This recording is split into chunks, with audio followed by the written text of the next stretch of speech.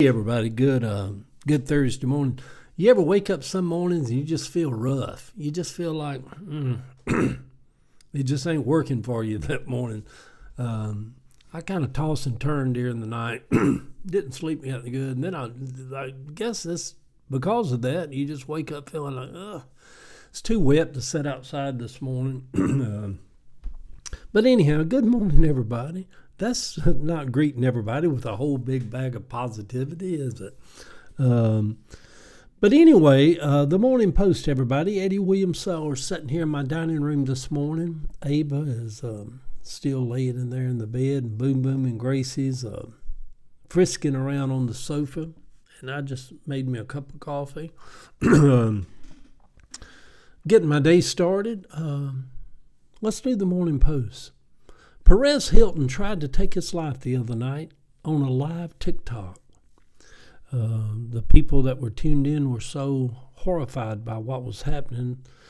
The authorities started getting lots and lots of phone calls, and they went out there and intervened in it. He's in the hospital now. The bloody video is out there on the internet. You know, when you do stuff now, it's all over the internet. I choose not to find it. I choose not to watch it. I've learned something over my life. For one thing, I've got wiser, but I've learned that you can never unwatch something. Who would want to see that? Evidently, millions of people like blood and gore. I have learned you can never unsee something. You can never unread something. No wonder one of the writers said, I will set nothing evil before my eyes. I try to be careful what I watch and what I read, and that's why I say for people that sit in front of Fox News all day, they take little doses of poison all day long, and then eventually they've been radicalized to only view the world a certain way. Perez Hilton always seemed a little mentally unhinged to me. But so does Donald Trump. I ate a barbecue sandwich for lunch yesterday with Heather at Pit Boss Barbecue. It seemed to just sit on my stomach the rest of the day. I may not be able to eat barbecue any longer. Pork may be too rich for me. I tossed and turned during the night, wrestling with that barbecue pork devil. Pork doesn't sit well with me any longer. Bacon, sausage. Although I still love a fried pork sandwich. A fried pork chop. Not a fried pork sandwich. I still love a fried pork chop. It still seems to be okay. Get you thinking together, Eddie. Your mind's wandering. Pausing, hitting those dips in the road. No wonder one of the writers, at least of the Old Testament, made eating pork a sin, and most other gods warn against it also. You know, they say it causes gout, run your blood pressure up. You know, don't eat pork. You know, Muslims don't eat pork. Baptists eat pork, but it's got to be fried. Go on, Eddie. If you scatter across TikTok, many people are choosing to end their lives on the internet, with some others having their camera on them as they lay dying in hospice. It is a rather strange time we're living in, y'all. I visited my sister in Grady Hospital yesterday here in downtown Atlanta. I tried to remember when was the last time I was at Grady Hospital, and I think it was maybe 16 years ago. Grady Hospital was always for the poor people of Atlanta and around the state of Georgia when I was growing up. I never knew anybody that had health insurance.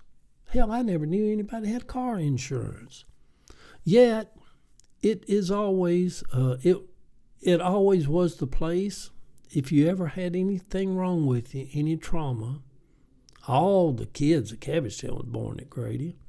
It was known also as one of the best trauma hospitals in the country. Still is. It's just staffed by Emory. I don't like visiting people in hospitals. I guess because if I'm ever in the hospital,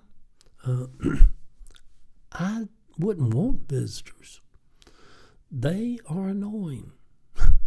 To me, it would seem like the hospital would be the last place you would go to visit someone. They are there to get well, not to entertain visitors. Unless, of course, they are dying. In my pastoring days, there was hardly a week, it seemed, where I didn't go to a hospital. People that follow after righteousness love for a preacher to come by and pray with them at that period in their lives. I get that.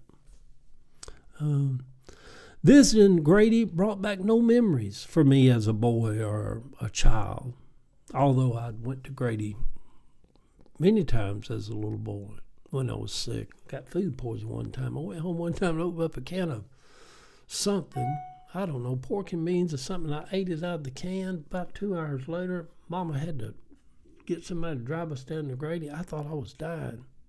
The doctor said it was that metal poisoning I'd got. I can remember stuff from the 60s and stuff like that, but it's hazy, which I get to right here.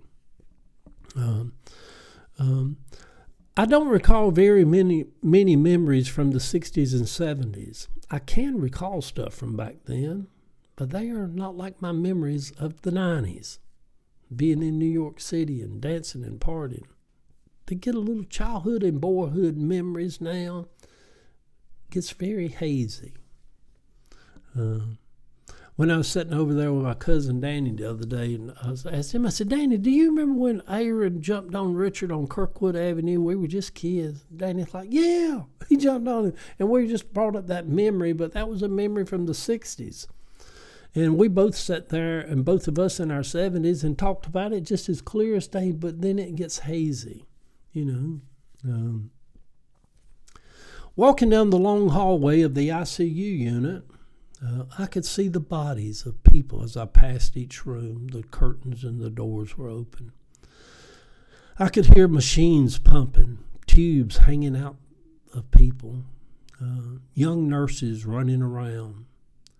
There is a sense of these people are in bad shape. I am 70.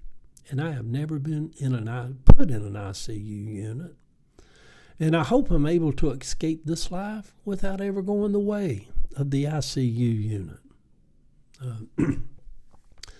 I have 2 siblings left. Vicky is 74. She's lying in an ICU unit after her car wreck a few days ago with 9 cracked or broken ribs and a broken ankle, with a long road ahead of her for recovery. And y'all know that gets a lot harder when you're 74. Her car wreck happened the day before her birthday. And I have 1 brother left, Richard Wayne, who is in prison in Jackson, Georgia. He is in bad health also. And it is just day to day with him. He's been sick for a long time with COPD and emphysema and the starts of lung cancer. He is 62, I believe. He has spent most of his life in and out of jail. That started when he was about 13 or 14, I believe, when he stole a 12-inch black and white TV. And for that crime, he spent 7 years in jail to start out his young life.